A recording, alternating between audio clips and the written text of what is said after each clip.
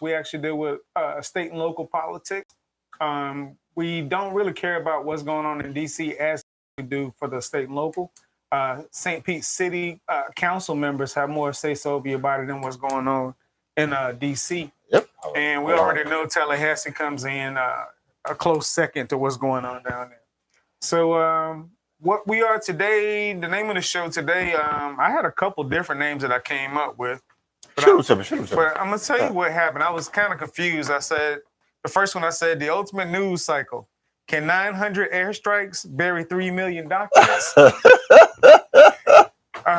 the second one I came up with, the timeline trouble. Why a 36-year-old regime failed the same week as the Epstein files did. Well, and the plot thickens. Then the third one I came up with, and the one that we stuck with, was Operation Epic Fury, a new war or an epic distraction. I know most people, and there are people out there, I shouldn't say most people use generalities, but there are people out there who are not necessarily concerned about what goes on internationally. But let me tell you how it affects you. If you have a child that is in the 11th or 12th grade and say, well, I'm not school material, but I want to try my hand at the military, your child will most likely end up over in one of those hot spots that you can't find on a map, but your child's over there. Your husband, your sister, your mom. Absolutely. Right? So how it involves you on that level. But this particular situation is going on right now. We do talk about federal politics, but the emphasis is not placed on that and not placed on the ruler up there.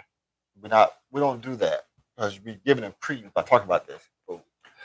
So we also do international politics that affect us. And we have to talk about. There's no way we can go around this. It's such a huge topic, but we already know what it is. It's an attention grab to try to get the focus off of what local politics is putting heat to the fire.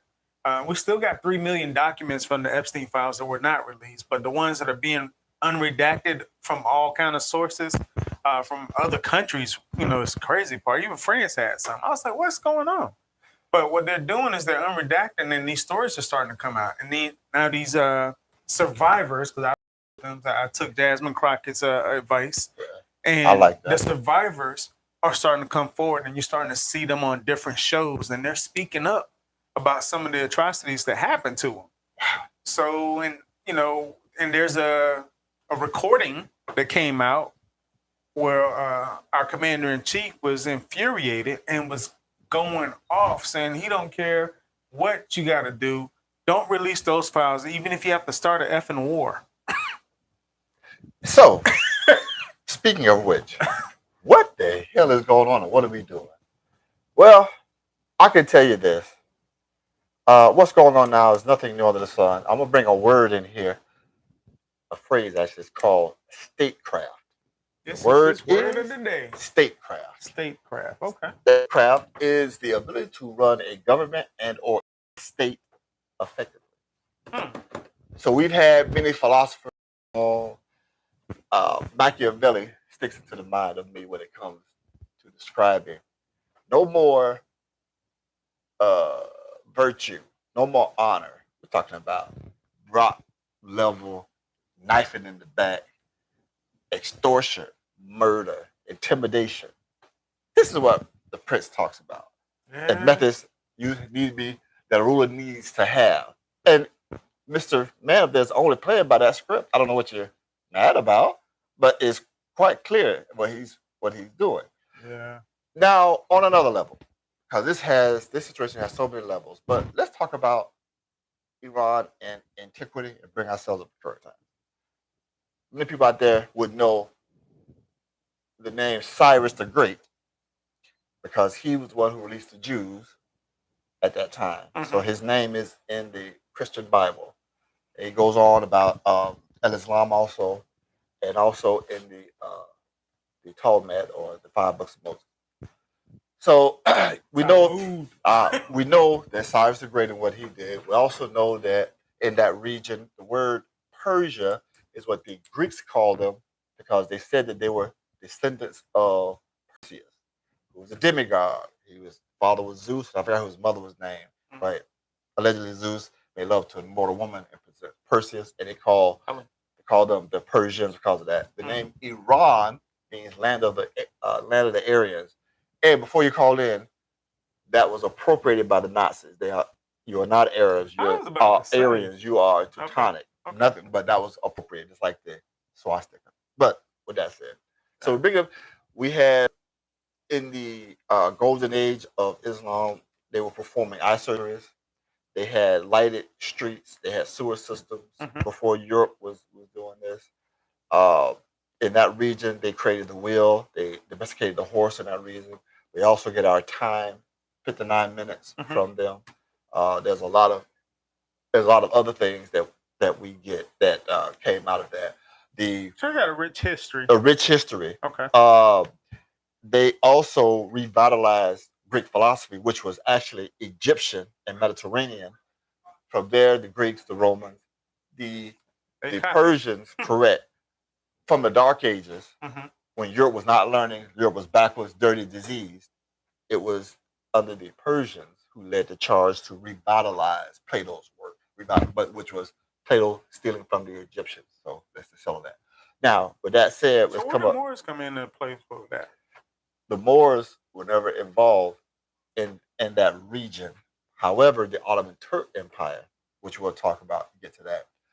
So people probably know the Persians by that travesty of a movie called 300. So they fought the Persians, the Greeks. Fought Xerxes. Correct. Xerxes. But it's more confusing than people think. Greeks also fought Greeks too, but that's a whole other story. So then they enslaved other Greeks. Correct. So now we have a little history. Now let's come up to modern times. After World War One, the Ottoman Turks were defeated. They ruled for 600-700 years. What we now know is the Middle East and parts of that. So what they did was the Persians, once World War One was over, the powers, France, Britain, America, divided the Middle East up. Now the countries that we know, Jordan became Transjordan, Palestine. We had these other places now, Iran, Iraq, are now becoming countries in territorial, what we call territorial integrity, land with boundaries. So they ended up revitalizing Europe. The Persians did. So now we come up a little bit and say, man, most of the people in Iran are Shiites. Now, anybody who knows about Islam, there was a schism between the Sunnis and Shias, Shiites.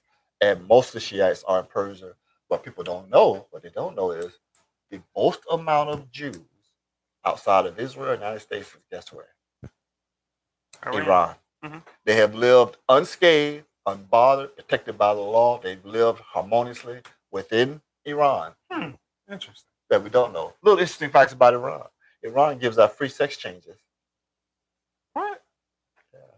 Yeah. When the Ayatollah Khomeini came to power, that's one of the things that he did. He signed into law. Now, who's the Ayatollah? You say, oh, this guy was killed. Well, who is it? Well, we gave it earlier in the schism, they called it, of Islam. There are different denominations, like in Christianity, Baptist, Presbyterian. Same thing with them, Sunni, Shiite. There's factions within that, other people. But anyway, so the split came because the Prophet Muhammad did not leave a successor. So the Shiite said, let's do his brother-in-law and a bloodline. The Sunnis said, no, let's do the most able-bodied. So we have ones who say, no, it needs to be a bloodline, father to son. The other side said, no, we need people who are capable, not because of bloodline.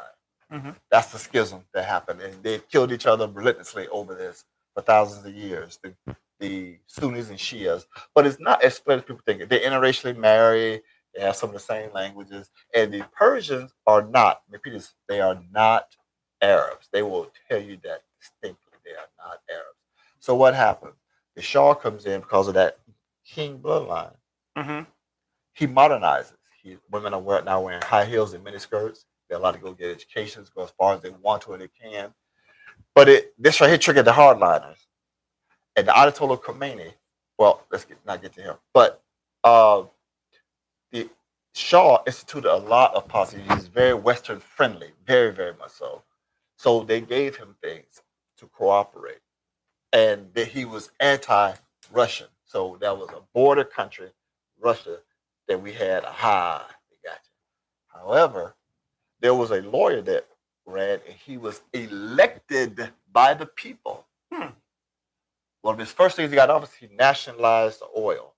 BP, I think it was British Petroleum Standard, and the United States said he killed him. Melling. See, so now you kind of see from their perspective what they are talking about.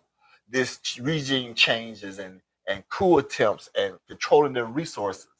But this regime we're talking about has been in power for 36 years. So let's get that to the revolution.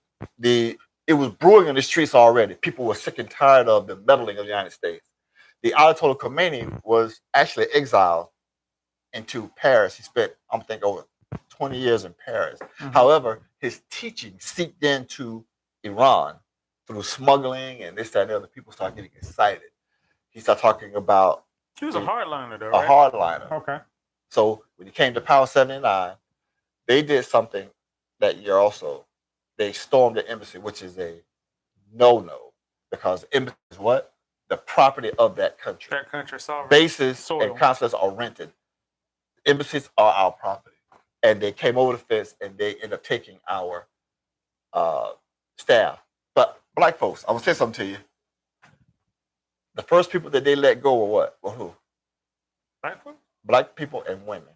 What? And it was said that we understand what you're going through in America. The Iranians. So before you start getting your pulse off, being ready, wave your flag and go fight for your country, you might want to.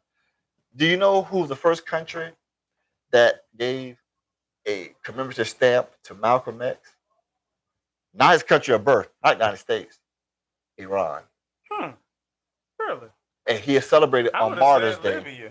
He's what's it called on Martyrs Day. Oh, he celebrated it. Martyrs. Wow, that's good stuff. So now we're coming. So the Ayatollah of the hardline, he comes in and he makes an Islamic state. That's why you see the guys with the turbans and the black on, and they become the religious, and they institute Sharia law, which is the strict, harsh interpretation of the Quran and the Hadith. So now we see where we're going with this. Now let's talk about resources. They have oil, and as said, now I keep saying, you don't underestimate power. And let me tell you who's getting a bad showing out of this. Russia and China. You and I talked about this off the air. Your weapons are failing. Yeah, so... Your electronic early warnings was all jammed and blocked. Yeah. You're looking bad on the world stage now because you're supposed to be the counterweight. It's supposed to be issuing in your era, China. You're supposed to have, this is your century. The Venezuelans say the same thing about the Chinese weaponry. They said it wasn't working. It was the Cambodians are catching hell fighting Thailand because they have Chinese weapons that are artillery pieces are blowing up. Yeah, they're overheating, blowing up, melting, all that. And it's what something that Dr. Khalid Muhammad taught. He said, what's the difference between something that's made and something that is created? Something created is out of the mind. Something made, I copy. And that's what they do. They make stuff. They copy. Yeah. They making all the bootleg movies back in the day. Correct. They're making stuff and they deal in mass, but not necessarily quality. And they do a lot of industrial espionage. That's a big tons of it. They deconstructed when they got a hold of our drone technology. And they deconstructed it and they start making their own drone. But apparently they didn't work. They're not working like they thought they're not working. And you and I know, you being a Navy man, me being a Marine man, they pulled up, 3 or 4 battle groups now? We got 2 battle groups over there. Right now we got the USS Gerald Ford and we got the USS Abraham Lincoln. And let me tell you how geopolitics work. In order for Israel to get involved and fly over to go to Iran, they had to follow other countries. And apparently, nobody said anything. So we talk about Arab unity. You might want to check that real quick. But this is the thing a lot of people didn't see. When this whole thing jumped off here a couple of days ago, You know the first thing that happened. You got. I mean, think about it. What's the name? What's the name? The Israeli president Netanyahu. Netanyahu jumps on his version of Air Force One, and he's flying around for hours trying to find a safe place to land. But guess where this fool end up at? You can't make this up. Berlin, Germany. So a Jewish dude goes to Germany for safety. You can't make this up. You cannot make he this takes off. up. Now a lot of people sitting up here. We've had sorties. There were like over 900 bombs dropped in this thing, right? That's what we're estimating that. And we just started tossing stuff. But every time that we do this kind of thing, that's why people don't trust us right now as a country, because we're in peace talks, and in the middle of the talks where we're supposed to be peaceful, we go bomb them. But back to Machiavelli, he tells you all that. The principles. Yeah, Machiavelli was one that faked his own death and went back and killed all his enemies too, by the way. Ta-da! Yeah, ruthlessness. Yeah. But let's say this. The War Powers Act. Let's talk about that. The War Powers Act was very vague. As a matter of fact, Abraham Lincoln didn't know what the hell it meant. He said, I don't know really what that means, but I'm the president. I got powers. I don't know what the hell it means. So in 1973, they did an amendment. Look, we're going to have to work on this War Powers Act. The president is allowed, by law, by our law, he is allowed to send troops and or materials somewhere from 60 to 90 days. However, he has to inform Congress 40 hours prior to doing so.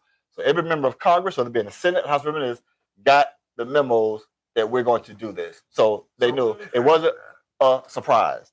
But the thing is, you got a guy that's trying to work autonomously by himself, and he's bombed with. We got 8 countries. Technically, 8 countries got bombed since this guy in the last year. This presidency 8, and I'm including the boats that he bombed on the side. You know, the coast. That wasn't in Venezuela. That was off the coast. So that's my 8th if you're looking for it. But Somalia, Nigeria. Correct. I mean, but a wounded animal is the most violent and vicious. We are in the final throes of a collapse of an empire in our lifetime, maybe. I may be 100 years old, but it's going to happen because all empires fall. But also, international law, it is illegal to remove or kill a head of state. Right. Now, if you guys want to get in on this, we haven't even gotten to the crux of everything. We laid the foundation. Want to give us a call at 727-637-2416, or you can go to 99jamstheberg.com and go ahead and put your Facebook questions up. We'd be more than happy to try to get you in on this topic. Right. One of the other things we got to look at too, whenever you have diplomacy going and you're trying to do things diplomatically, that means you send your people to talk to their people and we can get to a equal ground or something where we can compromise. Well, every time you see diplomacy going, force is right behind diplomacy. Correct. They run very parallel. Well said. They very run well said. parallel with each other. So if you don't we can't talk it out, then we're gonna talk it peace, out. Prepare for war. Exactly. And that's why if you even look at the dollar and look at the eagle, he's looking this way and he has olive branch. But if you look behind him, he has arrows. So again, and diplomacy is always followed by force. What did Yasser Arafat do in the UN? Mm-hmm. He had an olive branch. I think he had a slingshot. He said, I don't want to drop the olive branch. I don't want to. He was saying the same thing. So, we're talking about, so how does Iran, BP investment, we talked about that, the oil, but also the nuclear part of this. Who do you think built the nuclear infrastructure? I would say France or them. We did. We did. And us and the British. So that's how, now, do they have, let's get this misconception thrown out. You can bet my next check on this one. The Iranians, contrary to your media distortion, does not want to bomb Jerusalem. They'll bomb the hell out of Haifa. You know why? Because Haifa that's where their nuclear weapons are. I know that because I was there. I've been to Haifa. Been throughout Israel. Yeah. So they will not bomb Jerusalem. Well, why would they bomb Jerusalem, Sherman? Because the Rock of the Dome. The Rock of the Dome, where the Prophet Muhammad will ascend on a horse. In midair, he'll meet David. And he'll see all the heavens, Jesus, Moses. So they're not going to bomb something that's sacred to them. Now they will bomb, and let's talk about the difference between the Israeli a Jew. Or are you talking about Ashkenazi? An Israeli is not a Jew. An Israeli is a citizen of a state called Israel. That's not even 100 years old. A Jew is a religion. You are not a race of people. Stop perpetrating that lie as if you're some kind of a race. It's a religion. And they only go by what we call the Pentateuch, and let me tell you, which are the first 5 books of the Bible. Let me tell you some sad commentary. We end up going to Bethlehem. Oh, let's go to Bethlehem. Oh, workplace. Bethlehem is full of what they call Arab Jews and Palestinians. It's poor, rundown, and dingy. The sad irony of it is so old. For 2020 some years, it's still poverty stricken. Remember now, we talked about the story Jesus being born. Mary and Joseph had to flee to a so it's still in antiquity, is what you're saying. That's the part that you're still in poverty. 2,000 years later. Still in poverty. And the Savior came through there. And the Savior was born. Yeah. So we got a lot of stuff going on and how it affects you. You're going to see some daggone gas prices because now we control the oil in Venezuela. It looked like we'll get a regime change. But understand this, the Iranians are not the Iraqis. Oh, they're different. The Romans couldn't defeat them. The Romans had to sign peace accords with them. Alexander did defeat them. That's true. But they're different people. They fought a war from 1980 to 1988. They fought Iraq, who was backed by the United States. Remember the Iran-Contra affair, selling drugs? They had the weapons. number 1 military in the Middle East then, because we sold them our old stuff. But the Iranians still using World War II stuff. They didn't have, but they had more people. The Iraqis had all the hardware. They had AWACS, which is early warning. They had everything, all the bells and whistles. The Iranians didn't have that many tanks. So what they did, a 14 or 15-year-old boy went and strapped bombs to himself, and he walked out in front of their tanks so they wouldn't blow up the tanks. This started the whole suicide trend. And he's commemorized on murals and all the martyrs. So these Iranians are not the Iraqis.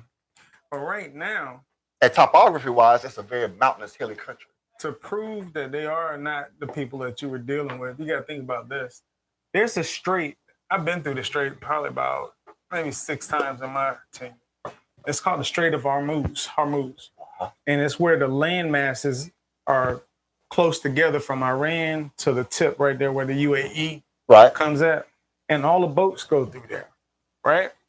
So when you're going through there, we're going to material conditions zebra. That means we're in a war stance when we're going in. I'm familiar. Yes, sir. So these guys right now, they have control of the Straits of Hormuz, which 20% of the world's oil goes through there, which means that eventually it's going to affect our prices if we don't get some kind of control on that. And one of the Navy ships was fired upon and hit.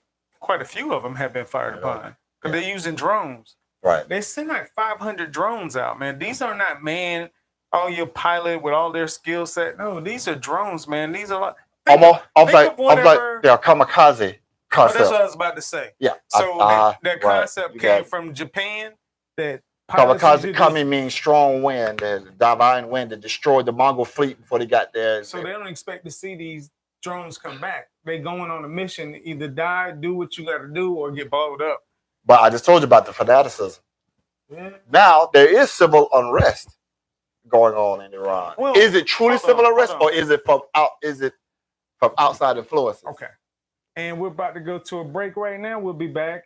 Stay live on Facebook, and we'll be back on the radio in about 2 minutes or so. Yeah. But what was the lady name that got killed in Iran?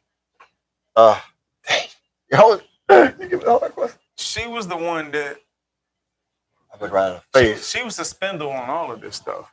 Right. So what happened when she got killed? They started protesting in the streets like our kids do at these colleges. Right. They've seen this stuff online. See, what it is, a lot of people are not. They didn't account for social media being such a powerful weapon. So I mean, think about this: the person with the least amount of education can pick up his phone and go live and broadcast to everybody. So I ain't trying to say that everybody should share their thoughts, because some people But I'm saying they do have the ability. So how are you gonna stop that? I have more computing power in my hand now with the cell phone than they did in a mainframe computer back in the 80s. Correct. You have the power of information in hand. Oh, real quick, Miss Aileen, hope you feel better. That was she know what I'm talking about. Now, are we back? No. Oh, we back. Oh, yeah, we still on here. Right. Yeah. So, back to this thing here. That fellow up there. I didn't talk to say his name, but anyway, the moves that he's making, geopolitically speaking, classic. Now he's controlling Venezuelan oil, which we talked about before. The Cubans relied on because they've run out of oil and they run out of gas. So now there could be a regime change or fall of the Communist Party in Cuba under his watch. Somebody tried for 70 years to kill him. 600 attempts to kill Fidel Castro, break them in under his regime. He died. And his brother died too, so we don't know who in control down there. They don't know who in control. And Iran, now, people want old to remember, was it 1973 that OPEC sided with the Arab nations who attacked 72, 73. Right, yeah, Yom Kippur. Uh-huh. And remember the gas fights where there were long lines? Yeah. I remember my dad had his little pistol, look out the window every 2 or 3 minutes. Trying to see somebody siphon the gas. Siphon the gas. That's why they put wax on the gas. So never again. What did the United States do? What was their response? They massacred and overturned governments. Never happened again. So now you can't do that with just bombs, though, brother. No, you gotta have troops on the ground. Gotta have boots on the ground. And we are back. And we were still talking about what was going on, but we still haven't gotten into the crux of everything. But one of the things we will talk about, so the operation is going on right now in the Middle East. It's called Operation Epic Fury. That's what they named it. And what this is basically is a major combat operations directed by President Donald Trump and conducted by the U.S. Central Command with Israel as a principal partner. I heard Britain also.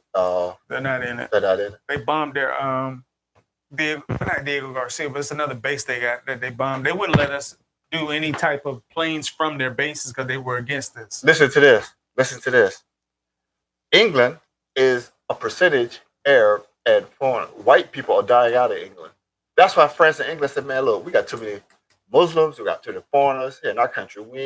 Let me just step back. They may not overtly, right? Maybe covertly, but overtly, I'm out. I'm staying out of this. I'm staying out of this. Well, and that's who's ascending to their power, seats of power, too. If you look at their parliament, it doesn't look the same like it used to.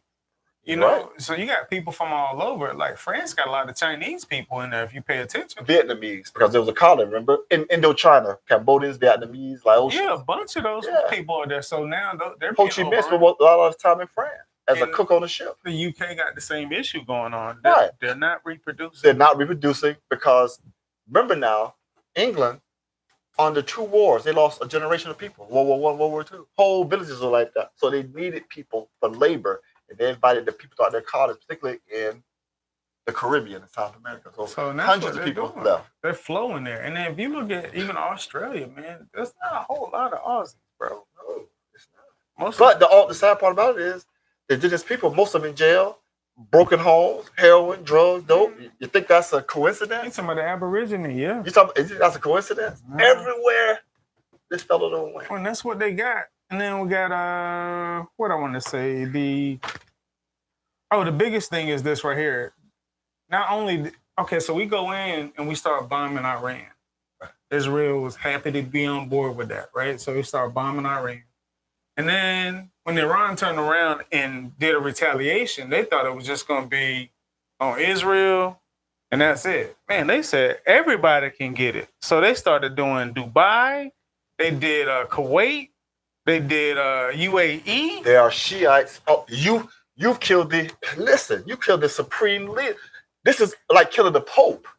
So they said everybody can get it. So what they're trying to do is make sure everybody gets involved. It's not just going to be me. You should see what these infidels are doing, blah, blah, blah.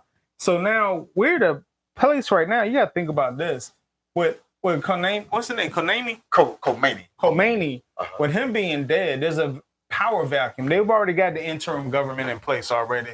that takes 12 to 15 hours. They already got that part done. Right. You're right. But the exactly. issue is, you could be in a position where there's such a vacuum that, I mean, this could affect global war status. Correct. We could end, I mean, it could be one more trigger could happen. We could be at World War III at any minute. See, the thing about it is, during the Cold War, smaller countries had a buffer with China, Cuba, and Russia.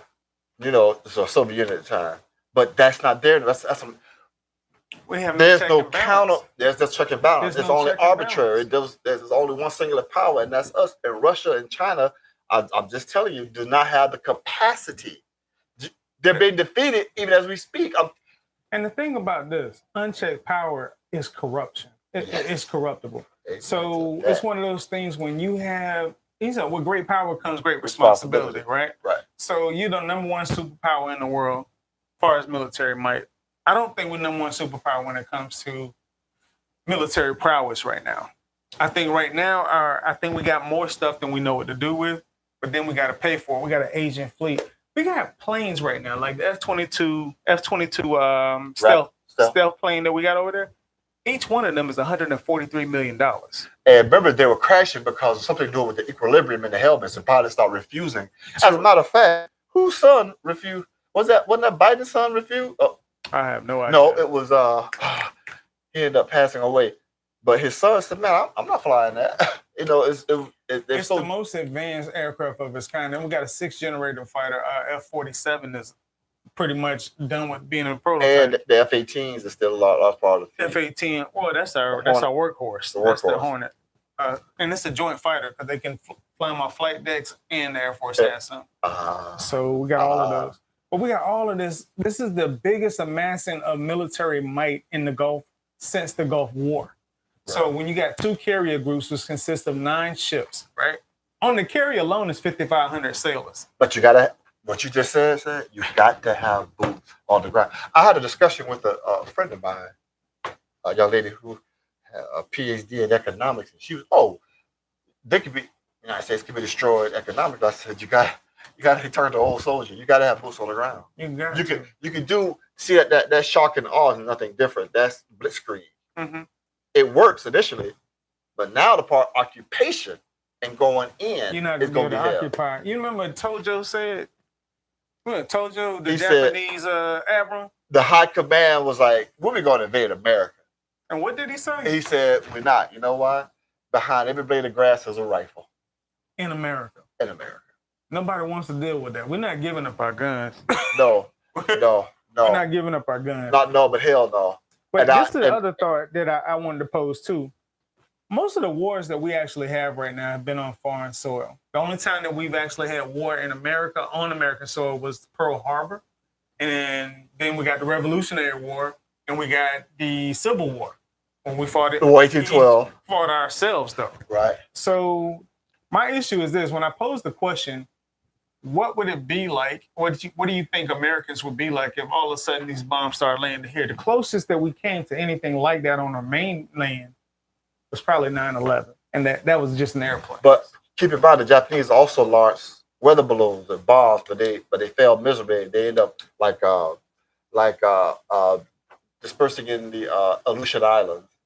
So everybody's trying to do that, but I'm telling you now, with the way that this technology is, with these drones and these robots and everything, I think within our lifetime we're gonna see people try to bombard us on our mainland, and that's gonna be. Are you ready for that? Right. I believe poisoning and other methods. Something that kills me. People talk about the whole border situation with Mexico, but the longest unguarded border in the world is between the United States and Canada. Exactly. Now, if you and I know that means that there's nobody up there watching anything. But that's some treacherous. So if you're smart, that's some treacherous land. Well, you got treacherous men. Treacherous men. Treacherous men who are devoted to destruction. Man, to traverse that. I mean, put it like this: Canadians don't even live in them parts.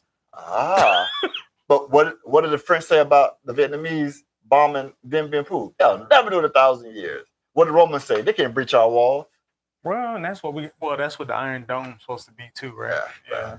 We'll see how that goes. Yeah. But according to Main objectives that they were supposed to do is trying to say, according to official statements, experts, analysts said the core military and political aim was to prevent Iran from acquiring nuclear weapons and degrade remaining nuclear-related infrastructure and research, to destroy or sever, severely degrade Iran's missile arsenal, production facilities, and launch sites. Also, they wanted to weaken Iran's regional proxy networks and military infrastructures, including the Hezbollah, Islamic, including Islamic Revolutionary Guard troops, right. Command control of air defenses and airfields. And then, so this is the other thing we got to think about too. They want to look like they're innocent. I'm going to tell you this. They're not innocent. They've been sponsoring all of this terrorist organizations from Hezbollah right. to Hamas, right. to all these different groups that you see raising hell all over the world. They're sponsored by Iran, right? So the thing is, they're not innocent. I don't agree with everything that we're doing, but then who agrees with anything that everybody's doing, right? But at the end of the day, I mean, hitting civilian targets is weak. I heard there was a school where some little girls got killed that got bombed or whatever. And I'm like, instead of a sledgehammer, because remember the last operation was called Operation Night Hammer, right? Something like that. Instead of a sledgehammer, we need to use a scalpel. Do I want those people to have a nuclear bomb? Probably not. Well, that goes into the Iran has complied. But they got enriched uranium. But I don't think they have heavy water capabilities yet. That I have to check on. But they have complied with all the testing. They have complied with everything. That's what people don't know. That's why people accuse Barack Obama. Oh, you gave him weapons. No, what he did was he said, if you comply with this, which they did, we'll let you do this. Then he unfroze those assets that they had. So they could actually heat homes and all that stuff they were doing. Right.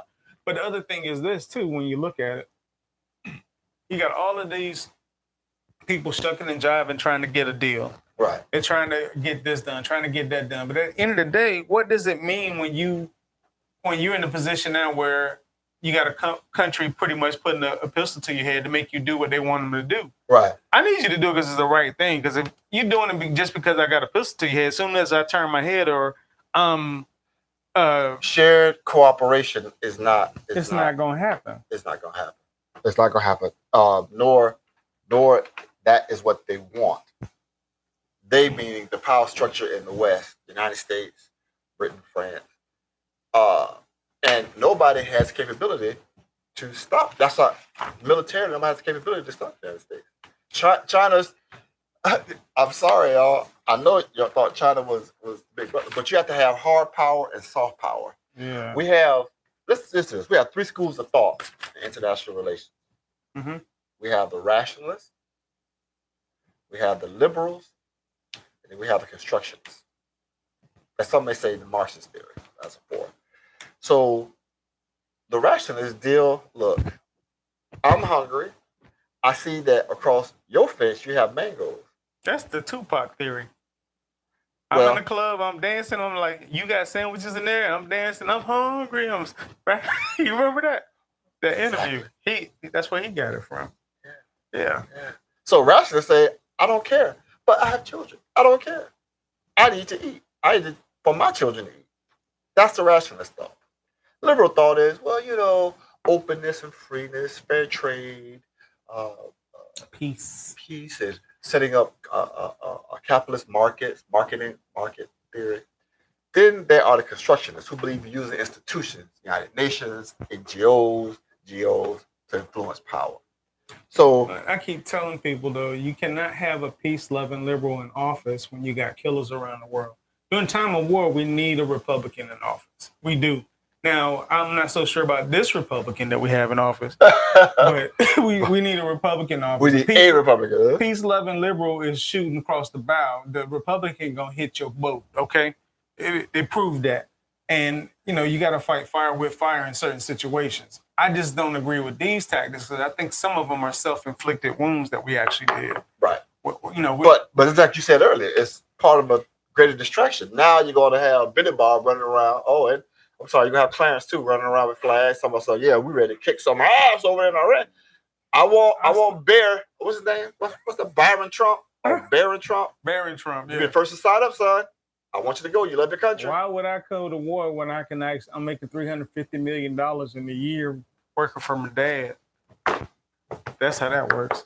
But, So you mean to tell me that he's the richest Trump heir? He's the richest one of the kids. He made more money than all of them. But he needs to go raise his hand and swear in and go fight. He's not doing that. His social skills aren't there. Well, wait a minute. And he gonna dodge the draft like his daddy did. So he gonna dodge the draft.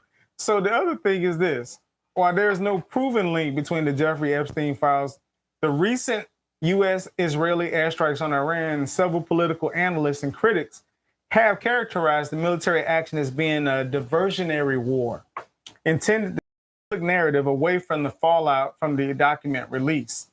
So with this one right now, think about all the hell that's been released just from the 3 million that we have. You know, there's 3 million more that they're not going to release.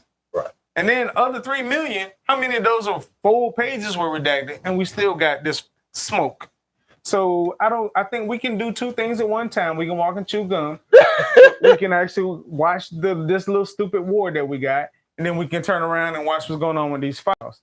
The other thing is with the war situation that's going on, they thought it was going to be 5-6 days. Trump actually went in and was trying to do a ceasefire. You know, the Iranians said, nah, we ain't doing that. That's like getting in the ring with somebody, punch them 4 or 5 times, they don't get no blows, and he's okay, fight's over. But see, you talk peace, but prepare for war. Trust me. This no. Oh no, it's on and popping. And exactly what they're doing. You're gonna see domino effect. This is supposed to be the Chinese century, the Eastern century, because we had the 5 Asian tigers: Japan, South Korea, Hong Kong, Shanghai, Taiwan, and you had another one in there. So that now the Chinese are leading the way. This is supposed to be a Chinese century because they had the century of humiliation, the 20th century. But you need hard power and soft power. What is soft power? Soft power cultural, trends. Well, how long does it take? You're a 4,000-year-old country. Actually, they're a country. They was just turned into a country. You talking about China? Yeah. Nah, it's not that easy. They were warring states. They hated each other. They butchered each other and massacred each other. But it was still called China. No, it was several different. Mongolia. It was Qin. It was the Shenzhen. Oh God, Qin. Man, the Mongols. Don't worry about it. Too Our long. audience is not hearing that. All right, a whole bunch of them. Let's put it that way. They had a bunch of different names. Yeah, a whole bunch of names. So the other thing is, think about this with political allegations of diversion. So we say critics, including former intelligence officials, argue that strikes, code name Operation Epic Fury, serve as a strategic distraction from mounting domestic pressures related to the Epstein files, high-profile resignations, and other scandals. This is for not just the United States, but it's been abroad because you see where they took the prince's title in the UK. Yeah. Can you imagine? I'm your brother, you the king, I'm the prince, and you like turn. I can't even look at you no more. He did that to his brother, man, and I'm like, whoa! Fired him for the job that he had because he was kind of like over their stock market, or whatever. Yeah. So he got rid of him. Now he's bonded out, sitting in on house arrest. I don't think much gonna come of that. To be honest, they're not gonna cut his head off. I don't think anything will come of the Epstein files either. Well, I don't know, man. I'm not gonna say that. I'm hopeful that we can get the other 3 million. Yeah. And I'm thinking some dominoes gonna fall and somebody gonna talk. Somebody got the full unredacted version and they keep releasing stuff. Like from the estate, they keep releasing stuff too. Right. So I don't know where that server is. And then y'all look out for your girl. What's her name? Candace Owens. She getting to a point. I'm kind of scared for that young lady, brother. I'm not. Let the chips fall. I'm just saying she's in uncharted territory, so she got to pay attention. But remember this: wag the dog. That's what this is. Wag the dog. Wag the dog is what it is. Blast for the past. If it were proven that the military force is being used to shift domestic narrative, would that change your support for the current troops involved in the Middle East? Would it? That's a question. And do you believe the timing of Operation Fury, launching the same week as the Epstein files were unsealed, is a strategic military necessity or a calculated political distraction? What do you think that is?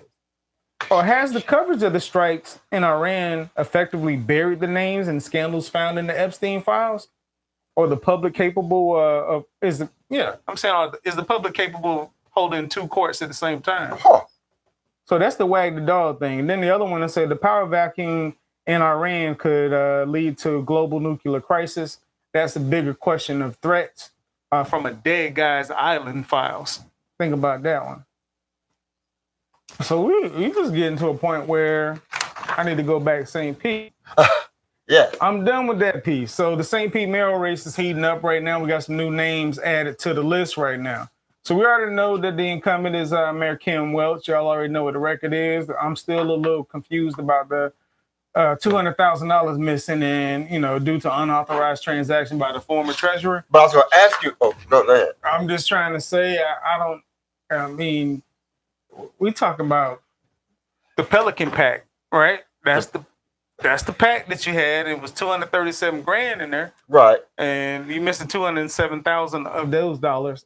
I don't know how that works when you're talking about running a city right now. So that's my thing. Charlie Crist is on the outside. We still think he's going to join the race, but he has not declared yet. Then we got, a friend of the show, Maria Scruggs. She's definitely still in there. You got Brandy Gabbard, city's St. Pete council member. I haven't heard anything. Haven't heard her doing anything yet, but maybe she's trying to get a war chest together.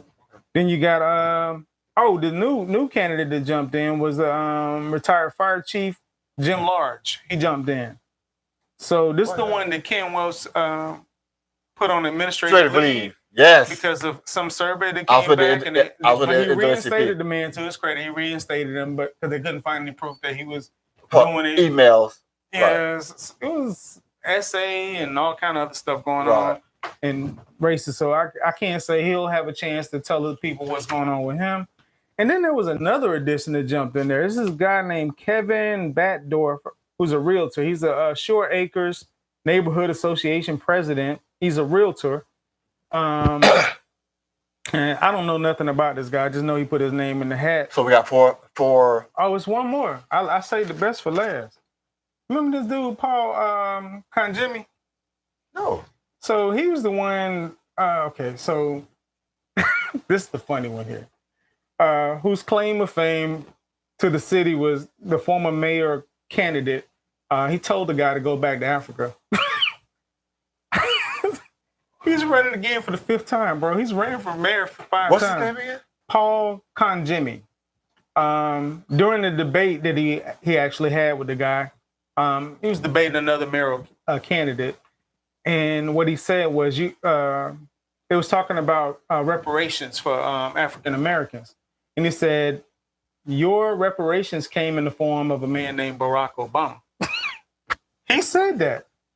This is the same guy that got arrested for elderly abuse, felony elderly abuse, who his 87-year-old his 87-year-old mother. Wait a minute. Who was found in the bed with bed sores. And he had to pay a $10,000 bond to get out. Wait, this fella, was he at the Marine Corps?